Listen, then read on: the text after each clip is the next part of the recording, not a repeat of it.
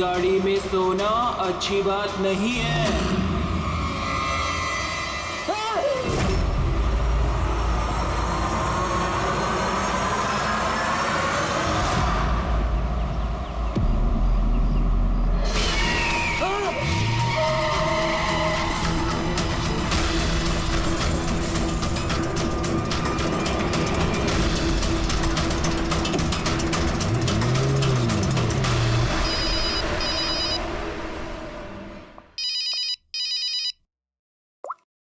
हाँ Vineet. Leela help me, Leela please help me. Leela क्या हो गया विनीत, तुम इतनी टेंशन में क्यों लग रहे हो? लीला ये लोग मुझे मार डालेंगे। लीला कौन मार डालेगा विनीत, तुम किसकी बातें कर रहे हो? लीला आई थिंक मैं लाइफ में कभी तुमसे नहीं मिल पाऊंगा। लीला विनीत बकवास बंद करो। कहाँ पे हो तुम, मुझे अपनी एग्जैक्ट लोकेशन बताओ। मैं सेविस्टन रोड पे हूँ, पुराने पोस्ट ऑफिस के पास। विनीत एक काम करो, तुम वहीं पे रुको, मैं टैक्सी लेके अभी वहीं पे तुम्हें लेने आती हूँ। हेलो लीला। हेलो विनीत, तुम ठीक हो? फोन को भी हेलो लीला। ये फोन को भी अभी कटना था।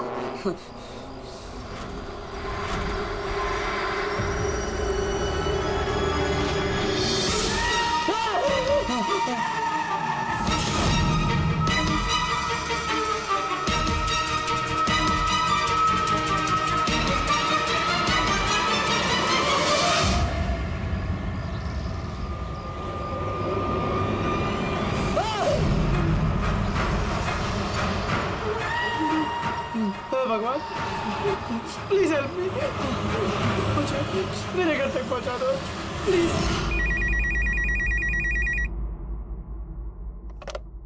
Hello CID bureau. Hello ma'am, ma'am please मेरी मदद कीजिए। मैम मेरे पति इस वक्त बहुत बड़ी मुसीबत में है। क्या सब क्या हुआ आपके पति को? मैम उनकी जान खतरे में है, कोई उन्हें मारना चाहता है। मैम प्लीज उन्हें बचा लीजिए प्लीज। क्या वो इस वक्त आपके साथ है? नहीं मैम, मैम वो इस वक्त अपनी गाड़ी में है। वो सेबेस्टियन रोड के पास जो पुराना वाला पोस्ट ऑफिस है वहाँ पे। अच्छा सुनिए मैम, देखिए हमारे 2 ऑफिसर्स उसी एरिया में हैं। आप हमें आपकी गाड़ी का डिटेल दीजिए। वाइट बैक्स्टर है और गाड़ी का नंबर है 2536। मैम आप उन्हें बचा तो लेंगे ना? आप फिक्र मत कीजिए, आपके पति को कुछ नहीं होगा।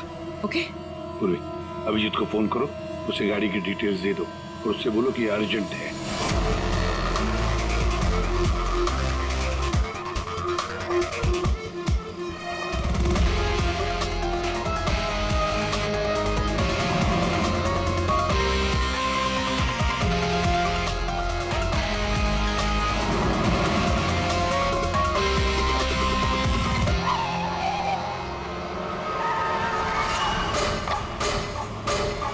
या यही नंबर है। ये गाड़ी ऐसे क्यों चला रहा है? ये तो एक्सीडेंट कर देगा।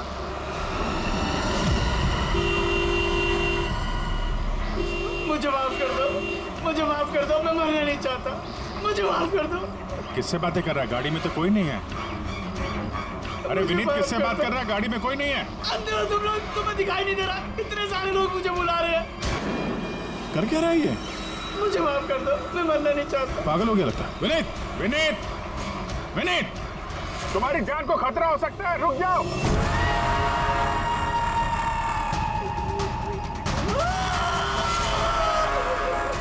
अंकल मेरे साथ खेलो ना, बहुत मजा आएगा। विनीत गाड़ी रोको, साइड में लगाओ।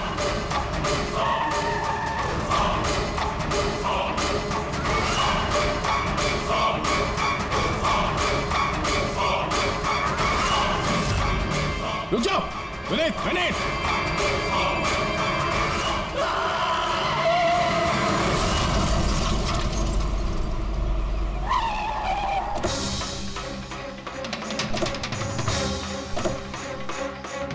विनीत, ओह नो, ये तो मर चुका है। स्मेल है।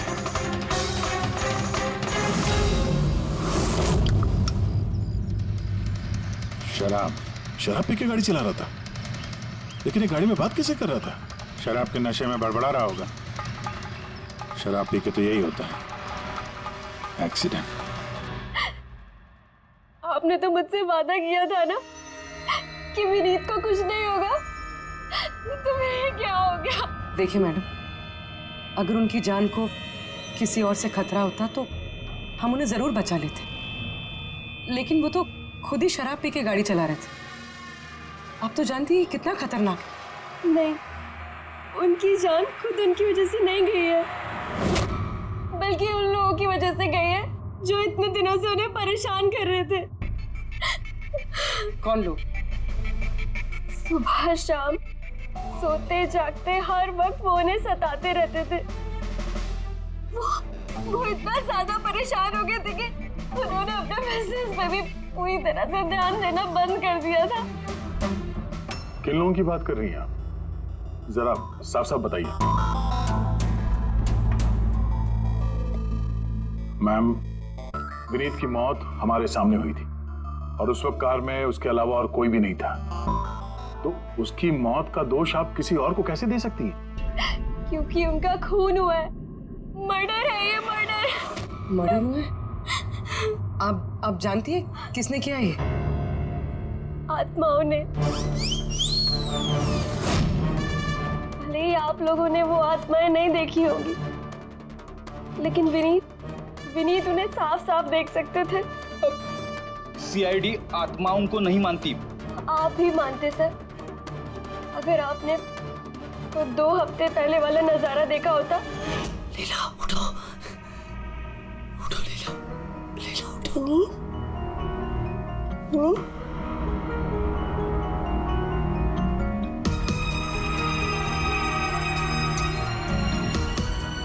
विनीत।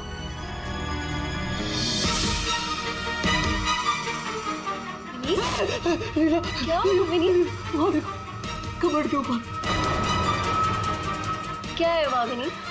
लीला, कबर्ड के ऊपर मुझे घूर रहा है। लीला, मुझे सोने नहीं दे रहा। विनीत, वहाँ पे कुछ नहीं है, कुछ नहीं है वहाँ पे। तुमने ना जरूर कोई बुरा सपना देखा है। चलो आगे सो जाओ। मैंने कोई सपना नहीं देखा और वो देखो अभी भी घूर रहा है और तुमको दिख क्यों नहीं रहा यार? विनीत, वहाँ पे कुछ नहीं है। तबीयत ठीक नहीं है विनीत, तुम आगे सो जाओ। चलो। कुछ नहीं है विनीत, मैंने ना बुरा सपना देखा, इसलिए ये सब हो रहा है। सॉरी सॉरी, मुझे माफ कर दो प्लीज।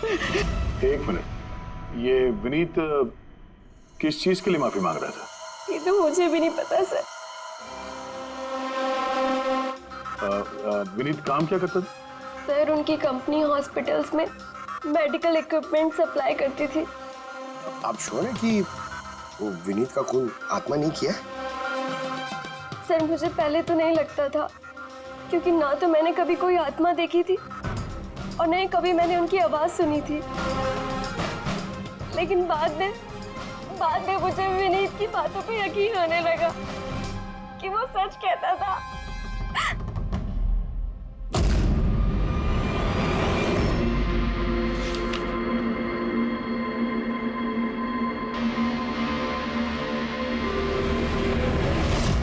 हाँ बॉस, इसकी मौत की एक ही वजह नजर आ रही है। इसके सर पर लगी हुई है चोट, जो इसे एक्सीडेंट के दौरान लगी। पक्का डॉक्टर साहब, कोई और वजह नहीं? अब विसरल सैंपल्स को चेक करना अभी बाकी है, लेकिन प्राइमा फेसी तो यही दिखता है कि मौत की वजह एक्सीडेंट है।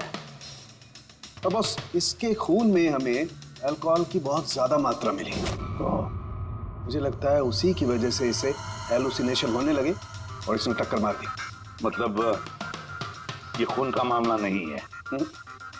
हम फ्यूनरल के लिए बॉडी को लौटा सकते हैं। अगर कुछ डाउट हुआ तो विसरल सैंपल से पता लग जाएगा।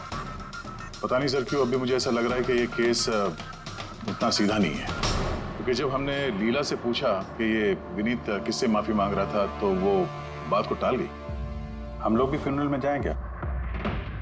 वहाँ रिलेटिव भी होंगे, फ्रेंड्स भी होंगे, बहुत सारे लोग होंगे। देखते हैं कुछ पता चलता है। जाओ, जरूर जाओ फ्यूनरल में।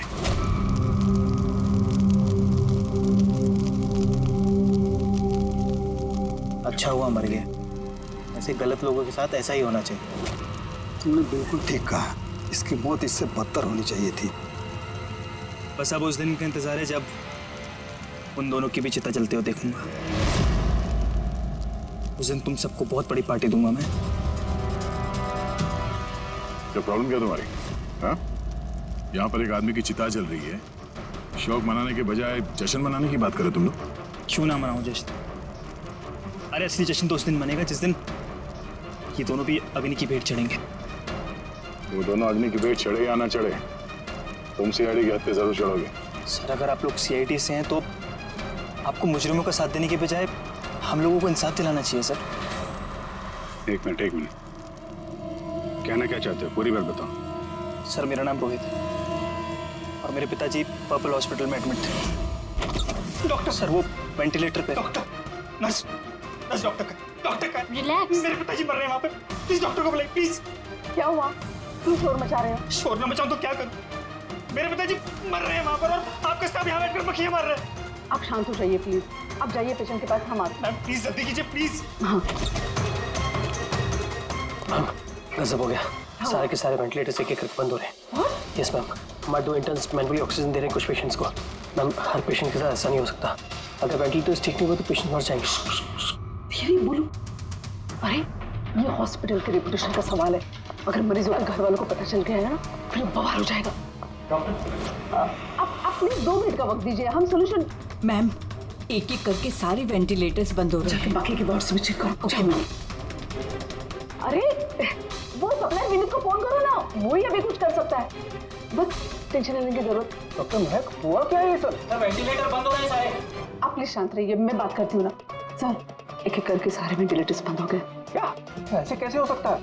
तो किसी हॉस्पिटल में फोन करो ना, वहां से मंगवाओ। अरे राजा फोन लगाओ और मैं एक काम करो, टेक्नीशियन जो यहाँ पर है उसको बुलाओ। राजा क्या हो गया तुम्हें सुनाई नहीं देता? सर क्या आप कह रहे हैं? आप लोग क्या डिस्कशन में टाइम वेस्ट कर रहे हैं? मेरे पिताजी मर जाएंगे वहाँ पर। प्लीज जल्दी आइए प्लीज। बस आते ही हैं प्लीज।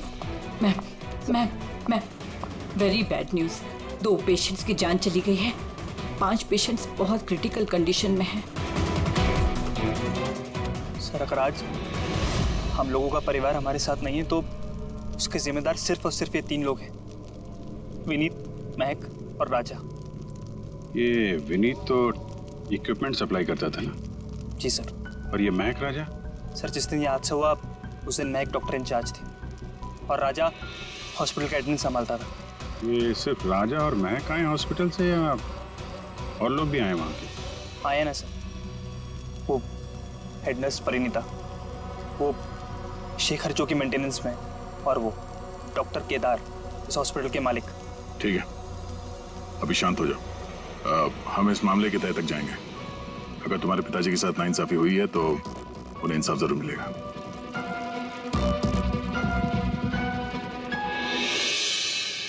समझ में आया कि ये विनीत माफी क्यों मांग रहा था। मुझे माफ कर दो, मैं मरना नहीं चाहता, मुझे माफ कर दो। और ये भी समझ में आ रहा है कि विनीत की मौत से इतने लोग खुश क्यों हैं। यानी विनीत की मौत का जिम्मेदार कोई भी हो सकता है। अब विनीत के बाद खूनी का अगला निशाना ये महक और राजा हो सकते हैं।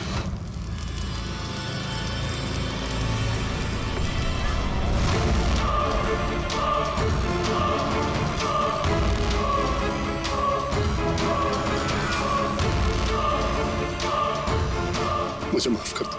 तुमने मुझे क्यों मरने दिया? मेरा पीछा मत करो।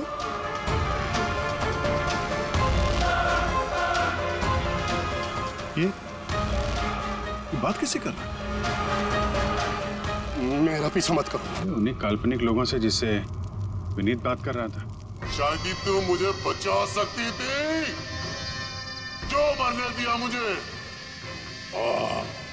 तुम भी मरने के लिए तैयार हो जाओ। और ये महक भी सहमी से लग रही है। छोड़ो, छोड़ो मुझे, छोड़ो मुझे, आग में मत खींचो। मेरी कोई गलती नहीं है। छोड़ो, छोड़ो, छोड़ो, छोड़ो मुझे, छोड़ो, छोड़ो, मत खींचो मुझे आग में। छोड़ो। क्या कर रहे हो? इधर आओ। क्या कर रहे हो यार? हैं? मैं बस परेशान हूँ, इसमें आप लोग क्या कर सकते हैं? मुझे खुद ही निपटना होगा अपनी परेशानी से। आप इधर आओ, थोड़ा दूर हट जाओ इधर से। तो बहुत सारे लोग हैं, जो विनीत की मौत की खबर सुनकर खुश हो गए हैं? हाँ सर, और अब वो महक और राजा की मौत की खबर सुनना चाहते हैं। राजा और महक, इनका बर्ताव भी कुछ नॉर्मल नहीं लग रहा था सर। काफी डरे डरे से लग रहे थे, विनीत की तरह। सर, विसरल सैंपल्स की रिपोर्ट आ गई है। ग्रेट। कोई गड़बड़ है? हाँ। एक आम इंसान का खून जितना लाल होता है, विनीत का खून उससे बहुत ज्यादा लाल था। अब समझ में आया कि विनीत को आत्माएं क्यों नजर आ रही थी। क्यों सर? पूर्वी, जब इंसान का खून जरूरत से ज्यादा लाल हो तो इसका मतलब ये होता है कि वो इंसान बहुत ज्यादा लंबे समय तक कार्बन कंपाउंड के संपर्क में रहा, और इस कार्बन कंपाउंड की वजह से ही उसे हेलुसिनेशन आते हैं, जबरदस्त किस्म के। तो मतलब किसी ने जानबूझकर विनीत को इस कार्बन कंपाउंड के संपर्क में लाया, जिसकी वजह से विनीत की दिमागी हालत खराब हो गई, जो उसकी मौत का कारण भी बन गई। सर, खूनी को ये कार्बन कंपाउंड मिला कहां से होगा? हमारे आसपास हर जगह कार्बन कंपाउंड फैला हुआ है। मॉडर्न जिंदगी में हम जितनी भी मशीनों का इस्तेमाल करते हैं, वो सब की सब, लगभग सब की सब कार्बन कंपाउंड निकालती हैं। हाँ, कोई भी मशीनों के साथ छेड़खानी करके ऐसी साजिश कर सकता है। तो कार में बैठने के ठीक पहले विनीत ऐसे किसी केमिकल के संपर्क में आया होगा, इसकी वजह से उसे ये हेलुसिनेशन वगैरह हो रहे थे। बिल्कुल बॉस, गाड़ी के एग्जॉस्ट सिस्टम को चेक करना चाहिए, गड़बड़ वहीं हुई है।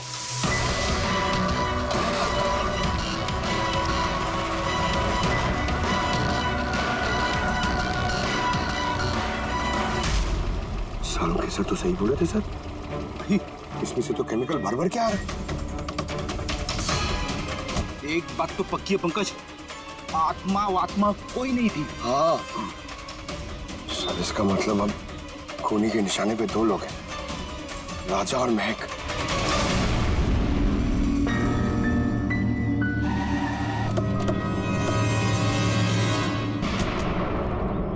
फ्यूनरल में राजा का बर्ताव ठीक नहीं था, अभी भी उसकी मानसिक स्थिति ठीक नहीं है। अरे सर, दरवाजा तो खुला है।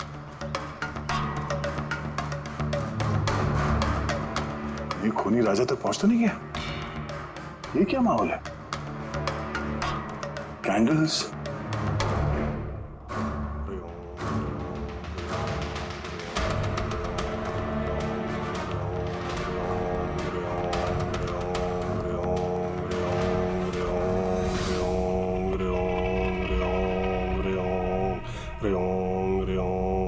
राजा,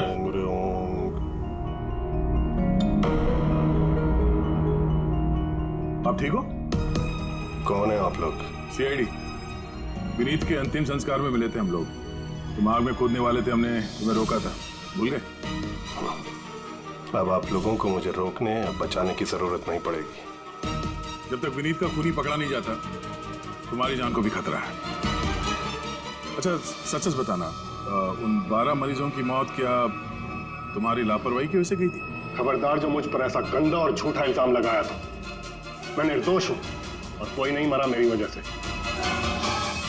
शांत शांत। राजा बड़ी मुश्किल से शांत हुआ है, इसे गुस्सा मत दिलाइए। आपकी तारीफ? श्लोक नाम है मेरा। मैं राजा की इस बुरे वक्त से बाहर निकलने में मदद कर रहा हूँ। ओह, तो आप साइकियाट्रिस्ट हैं? साइकियाट्रिस्ट नहीं, साइकिक, मीडियम। इस दुनिया और दूसरी दुनिया के बीच एक पुल समझ लो। दूसरी दुनिया? दूसरी कौन सी दुनिया? वही आत्माओं वाली दुनिया। वैसे हम भी एक पुल है, मुजरिमों की दुनिया से लेके जेल के अंदर सलाखों के पीछे तक पहुंचाने का पुल। पर सर, आप मुझे सलाखों के पीछे क्यों डालना चाह रहे हैं? मैं तो राजा की आत्माओं से बचाने में मदद कर रहा हूँ। राजा को आत्माओं से नहीं, केमिकल पॉइजनिंग से बचाने की जरूरत है। और बंद करो अपना ये ढोंग, समझे? सर, वो कहाँ इशारा करें? उस बूढ़े आदमी की तरफ जो एसी के पास खड़ा हुआ है। किसकी बात कर रहे हैं? मुझे तो कोई भी नहीं दिख रहा। मुझे भी नहीं दिख रहा। मानो या ना मानो, इस कमरे के अंदर कोई शक्तिशाली आत्मा है जो राजा को नुकसान पहुंचाना चाहती है। अभी पता चल जाएगा।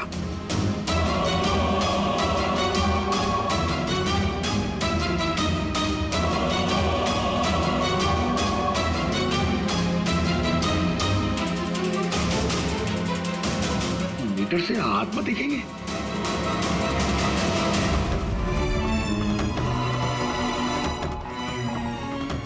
देखा, वो आत्मा एसी के पास ही है। मेरी ईएमएफ मशीन झूठ नहीं बोल सकती।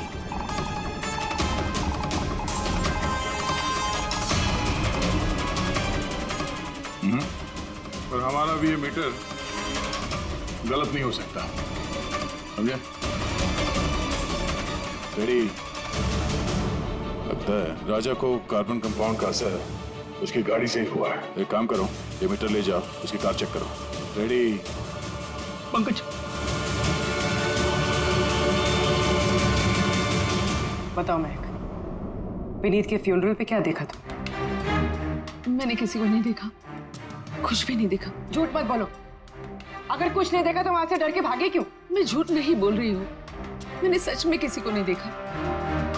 अच्छा, अस्पताल में जो 12 मौतें हुई थी, क्या वो तुम्हारी लापरवाही की वजह से हुई थी? मेरी लापरवाही की वजह से? देखिए, मुझसे जो कुछ बन पड़ता है मैंने सब कुछ किया।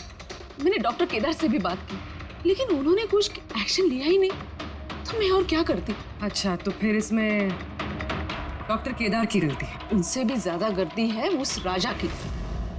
उसे चेक कर लेना चाहिए था कि वेंटिलेटर्स ठीक से काम कर रहे हैं या नहीं, उनके वक्त रहते सर्विसिंग हो रही है या नहीं। तो फिर राजा दोषी है? राजा और विनीत दोनों। विनीत को भी हमें वेंटिलेटर सप्लाई करने से पहले देख लेना चाहिए था कि वो कहीं खराब तो नहीं है। आखिर कितनी जानें टिकी थी उस वेंटिलेटर्स पे। लगता है राजा और विनीत के लिए तुम्हारे अंदर काफी कड़वाहट है। विनीत की मौत से तो बहुत खुश होगी तुम। ये कैसी बातें कर रही है आप? बिल्कुल भी नहीं। मैं एक डॉक्टर हूँ और मेरा काम पेशेंट्स की जान बचाना है। किसी की मौत से मैं कैसे खुश हो सकती हूँ?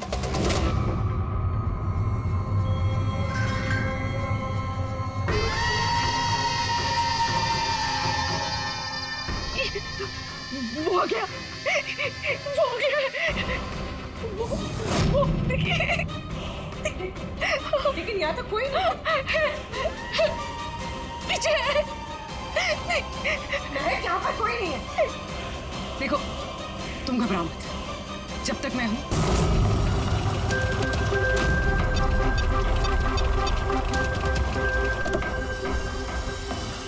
कार के एसी में तो कार्बन कंपाउंड नहीं है। घर के अंदर देखते, चलो।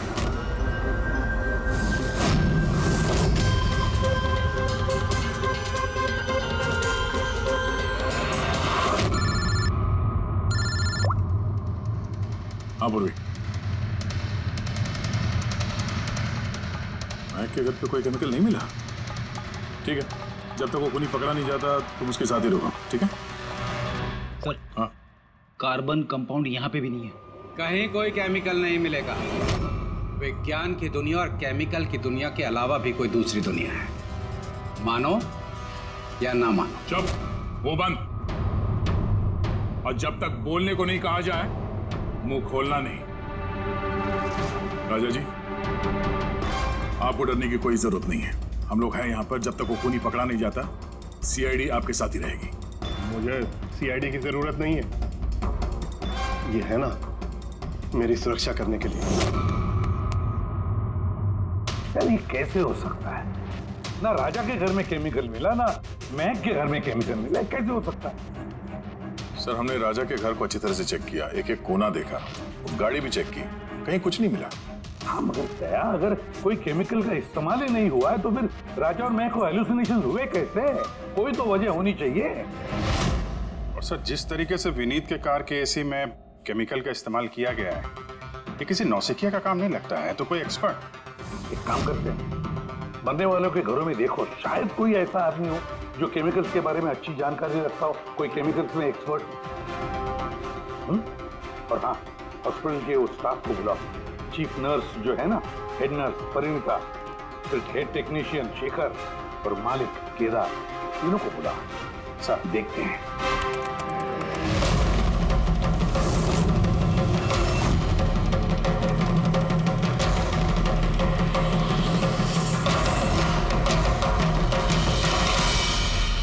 तुम्हारा नाम शेखर है? Yes sir. हॉस्पिटल के हेड मैकेनिक, मेन टेक्नीशियन, मतलब हॉस्पिटल में जब भी किसी मशीनरी में प्रॉब्लम्स आ जाते तो पहले तुम्हें पता चलता है? जी हाँ सर। तो हॉस्पिटल के वेंटिलेटर्स खराब हो गए थे, ये तुम्हें पता नहीं था? सर पहले से पता था। तो फिर किया कुछ नहीं क्यों? पता क्यों नहीं किसे? हाँ सर इसमें मेरी कोई गलती नहीं है। तो फिर किसकी गलती? सर मैंने महक को पहले से ही बता दिया था वेंटिलेटर्स के बारे में, कि वेंटिलेटर्स में प्रॉब्लम हो रही है और वो कभी भी खराब हो सकते हैं। और ये वेंटिलेटर्स बंद होने से पहले तुमने बताया था? यस सर, 1 वीक पहले। मैम मैंने आपको एक नोटिस भेजा था, वार्ड टीम के वेंटिलेटर्स ठीक तरह से काम नहीं कर रहे हैं। ओह, मैंने वो तुम्हारा लेटर पढ़ लिया था शुरू। तुम टेंशन मत लेना, मैं कुछ करती हूँ। बट मैम मामला थोड़ा अर्जेंट है। हाँ हाँ मुझे पता है। डॉक्टर महक।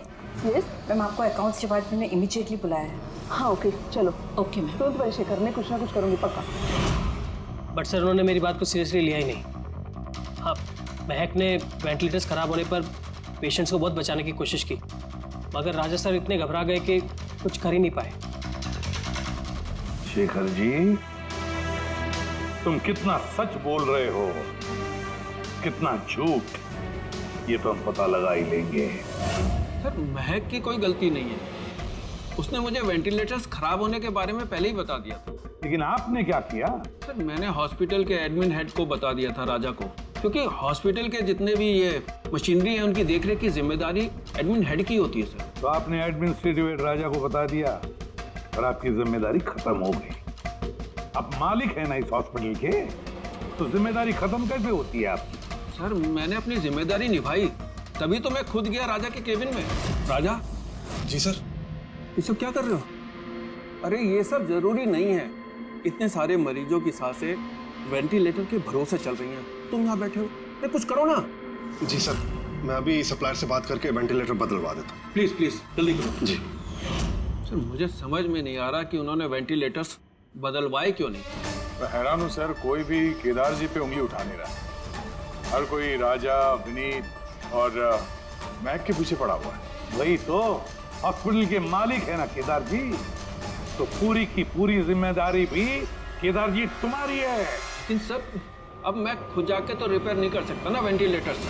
सर मेरा काम है कि कंसर्न डिपार्टमेंट को इन्फॉर्म करना, और सर वो मैंने कर दिया। बल्कि मैंने विनीत से खुद बात करी, मैंने उससे कहा कि अगर ये रिपेयर हो सकते हैं तो रिपेयर करे, वरना इनको चेंज कर दे, और उसने कोई एक्शन ही नहीं लिया। उसने कोई एक्शन नहीं लिया, उसने कोई एक्शन नहीं लिया। आपने क्या एक्शन लिया? और नाम भी ले रहे हो तो विनीत का जो मर चुका है, या राजा का जो जवाब देने की हालत में नहीं है। सर जो सच था वो मैंने आपको बता दिया, अब मानना ना मानना सर आपके हाथ में है। परिणीता। जी सर। हॉस्पिटल की हेड नर्स, तो तुम हॉस्पिटल के बारे में सब कुछ जानती होंगी। जी सर। तो फिर अब सच सच बताओ, ये जो कुछ भी हुआ है किसकी लापरवाही से हुआ? बताओ जल्दी।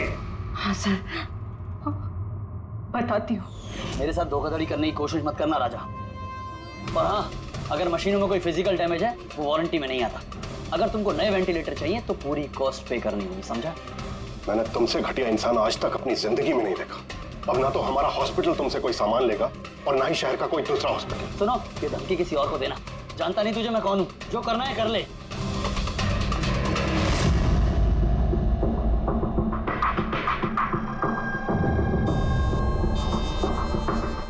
ये जो कुछ भी हुआ है इस राजा और विनीत के झगड़े की वजह से हुआ है। दोनों के झगड़े की वजह से सर इतने लोगों की जान चली गई। राजा को नए वेंटिलेटर का इंतजाम तुरंत करना चाहिए था। सर इन मरीजों के परिवार वालों में से 3 लोग ऐसे हैं जिन्होंने केमिकल इंजीनियरिंग की है।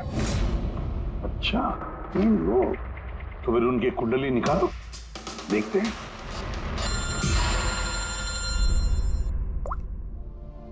Hello ACP Pradyuman.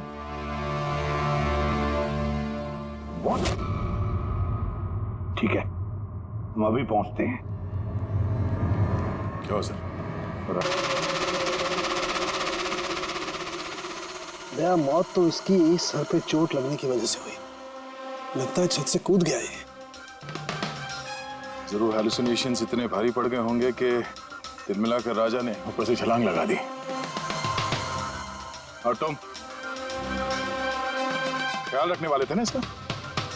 ये ख्याल रखा तुमने? हाँ? सर राजा तो एकदम शांत तरीके से हो गया था। मुझे क्या पता था कि अचानक उठ जाएगा और खुदकुशी कर लेगा। जिस वक्त ये सब हुआ तुम कहाँ थे? हाँ? सर मैं दूसरे कमरे में सो रहा था, तभी मुझे राजा के जोर जोर से चीखने की आवाज सुनाई दी। मुझे इन आत्माओं को नहीं झेलना, मुझे इसे निजात चाहिए, आजादी चाहिए। और जब तक मैं इसके पास पहुंचता, ये छत से कूद गया साहब। वाह, क्या बात है। राजा को अकेले छोड़कर तुम घोड़े बेच के सो रहे थे? हाँ? मैंने तो कमर कस ली थी कि नहीं सोऊंगा, न जाने कैसे नींद आ गई। जरूर मुझे उन आत्माओं ने सुला दिया होगा। आप ये देखिए सर, मीटर की रीडिंग भी कितनी बढ़ गई है। मुझे मेरी तबीयत भी कुछ कमजोर लग रही है सर। अगर दोबारा ये मीटर दिखा दिया ना मुझे तो याद रख। एक मिनट दया, एक मिनट भाई, जरा मीटर देना मुझे। ये लीजिए। ये मीटर मैं रख लेता हूँ। हाँ, तुम्हें लौटा दूंगा बाद में। जी सर, पर दे दीजिएगा। हाँ जरूर दे दूंगा। अभी एक काम करो, अभी तुम घर जाके थोड़ा आराम करो, थक गए हो ना, बहुत कमजोरी होगी तुम्हें। हाँ जी साहब। बराबर सोए नहीं, जाओ आराम करो। ये क्या डॉक्टर साहब, उसे जाने दिया और ये मीटर रख ली? दया, ये मीटर जो है ना, ये बड़े काम की चीज है।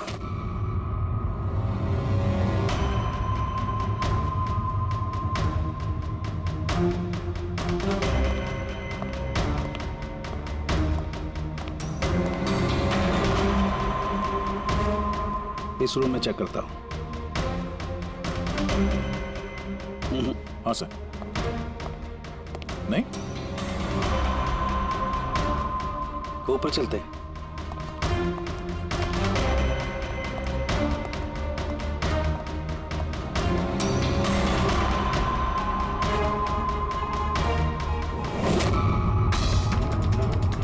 ये सालू के सर आराम से, ये नीडल तो जंगली घोड़े की तरह भाग रहा है। माय गॉड, हम यहाँ पर ऐसे नहीं खड़े रह सकते दया, हमें प्रोटेक्टिव गियर्स पहनने पड़ेंगे। प्रोटेक्टिव गियर्स वो किस लिए सर? अरे अपनी सुरक्षा के लिए।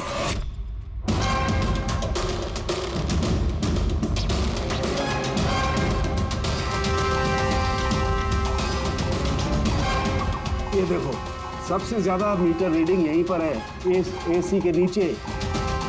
मतलब सर वो वहाँ। पंकज खबरदार जो आत्मा का नाम भी लिया तो। सर ये मीटर किस तरह इशारा कर रहा है? बताता हूँ बाहर चलो।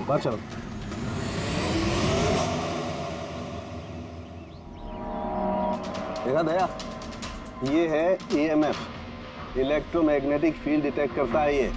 इलेक्ट्रोमैग्नेटिक फील्ड्स, ये तो आजकल सभी इलेक्ट्रॉनिक अप्लायंसेस में होता है सर, टीवी, फ्रिज, एसी में। बिल्कुल दया, लेकिन उन अप्लायंसेस का EMF हिडन होता है, छिपा हुआ होता है, ताकि लोगों पर बुरा असर ना हो। कैसा बुरा असर?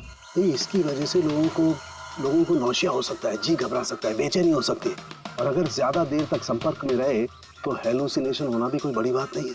ओह, मतलब राजा को ये हेलुसिनेशन किसी केमिकल की वजह से नहीं हुआ है, अपने घर के इलेक्ट्रॉनिक अप्लायंसेस की वजह से हुआ है, क्योंकि उसका वो EMF ढका हुआ नहीं था। बिल्कुल। इसका मतलब है सर, किसी ने ये जानबूझ के छेड़छाड़ की है इसमें। हो सकता है। वैसे ही राजा को अंदर से पछतावा महसूस हो रहा था, दुखी था बेचारा कि वो मरीजों को बचा नहीं पाया, इसीलिए हेलुसिनेशन उसे पछतावा के रूप में दिखाई देने लगे। शायद इसी पछतावे की वजह से इस विनीत की भी मौत हो गई। बिल्कुल, और वो अशोक, उससे भी कमजोरी इसीलिए महसूस हो रही थी क्योंकि वो भी काफी देर तक इस EMF के संपर्क में था। यहाँ पे वो कार्बन कंपाउंड नहीं मिला घर में। मिलेंगे कैसे दे, क्योंकि यहाँ तो EMF का इस्तेमाल हो रहा था, और सबसे ज्यादा रीडिंग मुझे बेडरूम के AC में मिली। इसका मतलब बेडरूम के AC में छेड़छाड़ हुई। फिर तो उस महक के घर में भी EMF। ओह नो, हमें तुरंत पुलिस को इन्फॉर्म करना होगा।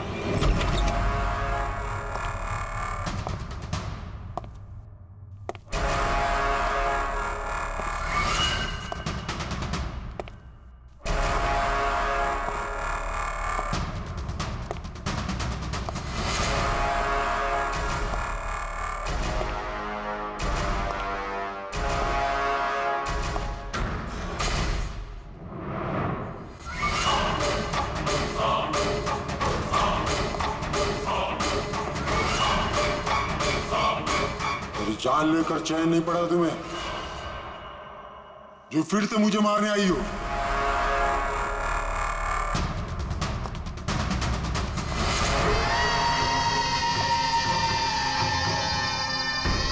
तुम? मैंने तुम्हें सेल्फ डिफेंस में मारा था, और वैसे भी तुम एक मुजरिम हो। क्या मुजरिम के घर परिवार नहीं होते? तुम्हारी वजह से मेरी बेटी अनाथ हो गई, और ये खून देख रही हो, सब तुम्हारी वजह से। आज मैं तुम्हें नहीं छोड़ूंगा। देखो मेरे पास मत आना, मैं मार दूंगा। आज मैं तुम्हें नहीं छोड़ूंगा। मेरे पास मत आना, मैं कहती हूँ मार दूंगी। मैं कहती हूँ मेरे पास मत आना, मार दूंगी। क्या कर रही तुम? छोड़ो से। सब वो आदमी। क्या? सर यहाँ पे। सर रोकिए इसे, ये मुझे मारना चाहती है। पहले यहाँ से बाहर निकली, जल्दी आउट ऑफ हियर प्लीज, जल्दी फास्ट। ये हैं वो 3 लोग जिनका संबंध केमिकल इंजीनियरिंग से है। सुहास, दीपक और किशोर। खूनी इनमें से कोई भी हो सकता है। नहीं अभिजीत, कार के एसी में केमिकल फिक्स करना अलग बात है, और इलेक्ट्रोमैग्नेटिक फील्ड को इतनी होशियारी के साथ इस्तेमाल करना अलग बात है। मुझे लगता है कोई ऐसा आदमी है जिसे साइंस की, मेडिकल साइंस की बहुत अच्छी जानकारी है, या तो कोई डॉक्टर या कोई साइंटिस्ट। जिसने भी किया उसने पूरा बंदोबस्त किया था इस इलेक्ट्रोमैग्नेटिक फील्ड का, कि ये महक और राजा दोनों कायम के लिए उस ईएमएफ के असर में रहे हैं। हो सकता है जब ये दोनों हॉस्पिटल में अपना काम कर रहे थे तब भी ये ईएमएफ वहां पर प्रेजेंट था। तो फिर सर शायद हॉस्पिटल के किसी मशीन के साथ भी छेड़छाड़ की गई होगी। बिल्कुल दया, बिल्कुल। और ये करने वाला वही है, हॉस्पिटल का अंदर वाला। तो ये वो जगह है जहाँ पे महक और राजा बैठा करते थे। जी हाँ। और कौन कौन आ जा सकता था इस कमरे में? सर सिर्फ स्टाफ वालों को अंदर जाने की परमिशन थी, वो भी अगर कोई काम हो तो। मतलब बाहर का कोई आदमी यहाँ नहीं आ सकता? नहीं सर, यहाँ तक कि मरीजों को भी अंदर जाने की इजाजत नहीं थी। उसका मतलब तो ये हुआ कि स्टाफ का कोई है, मतलब आप में से कोई एक खूनी है। ये आप कैसे कह सकते? ये हम नहीं कह रहे हैं, ये ईएमएफ मशीन कह रही है जिसने हमें सब कुछ बता दिया है। और इस ईएमएफ मशीन के हिसाब से इस एसी के साथ छेड़छाड़ की गई थी। इसका मतलब है राजा और महक को मारने की कोशिश की गई थी, मगर बेचारा राजा मारा गया। एसी के साथ छेड़छाड़? क्या कह रहे हैं आप लोग? हमें तो कुछ समझ में नहीं आ रहा। ये बात इस कमरे में मौजूद वही इंसान समझ सकता है जो खुद खूनी है। और वो आज यहाँ एक प्रोटेक्टिव गियर पहन के आया है ताकि इलेक्ट्रोमैग्नेटिक फ्रीक्वेंसी से उसे कोई नुकसान ना हो। क्यों? कौन है वो?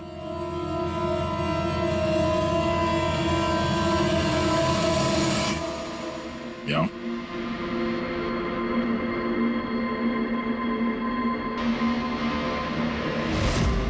फैशन सेंस तो बहुत अच्छा है तुम्हारा शेखर। कपड़े के अंदर ये सुरक्षा कवच। तुम्हारे सारे पत्ते खुल चुके हैं शेखर। हमने तुम्हारे बारे में सब कुछ पता लगा लिया है। तुम ही यहाँ पे सिर्फ ऐसे टेक्नीशियन हो जो एसी के साथ छेड़छाड़ कर सकते हैं। अब जल्दी बताओ, क्यों किया तुमने ऐसा? हाँ, मैंने किया ये सब। और क्या गलत किया अगर मैंने महक, विनीत और राजा पे इल्जाम लगाया तो? इन लोगों की वजह से 12 मरीजों की मौत हुई जो मुझसे देखा नहीं गया। अब मैंने सोचा कि इन लोगों को भी वैसी ही मौत मिलनी चाहिए जैसे उन 12 मरीजों को मिली। इसलिए मैंने ईएमएफ और कार्बन कंपाउंड के जहर का इस्तेमाल किया ताकि इन लोगों को ऐसी मौत दे सकूं। मौत नहीं, एक भयानक मौत। और ये मेरा इंसाफ था। इंसाफ करने का हक सिर्फ कानून को है, किसी और को नहीं, समझे? तुम जानते थे उस केमिकल के इस्तेमाल से उन लोगों को हैलुसिनेशन होगा। वो मरे हुए मरीज उन्हें सामने दिखाई देंगे जिसकी वजह से वो पागल हो जाएंगे। क्यों? और मैं अपने मकसद में कामयाब भी हुआ। जैसी मैं मौत चाहता था वैसी ही मौत विनीत और राजा को मिली। मगर अफसोस, महक को आपने एंड मोमेंट पे बचाया। कामयाब तो तुम तब होते जब बिना कोई जुर्म किए उन्हें उनके अंजाम तक पहुंचाते हैं। क्या फर्क रह गया तुम में और उन दोनों में? अब तुम भी एक हत्यारे हो। तुम्हें क्या सजा मिलेगी इसका फैसला तो अब